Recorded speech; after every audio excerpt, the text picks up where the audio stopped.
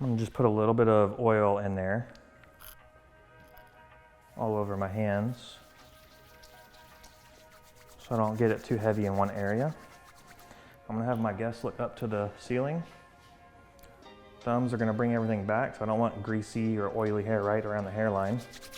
And I'm gonna grab this hair from underneath, and I'm gonna claw through. Let me turn so y'all can see that.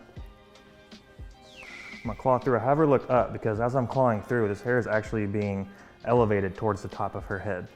Instead of me having to raise my arms up, I'm just trying to work smarter, not harder here. So now that I have everything in my hand, she can look straight and have a high ponytail. Oil's in my hand, so I'm constantly rubbing it through, getting all that frizz. Good shine, and I'm gonna have a very light texture spray. I like to put a little bit of a grip in this hair. I'm not trying to look for any hold necessarily, but I don't want it to just fall freely in her face. I want it to have a little bit of memory to it. And now I'm gonna take these ends and I'm just gonna pop this out. Shake out some of that hair. And then I wanna loosen it all up. Run your hands through there.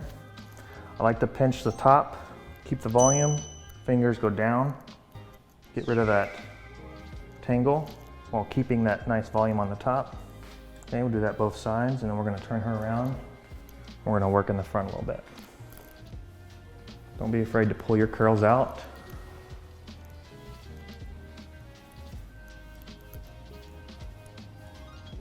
And again, I like to pinch the top, pull the bottom. Help separate some of these curls. Have a fun, voluminous style here.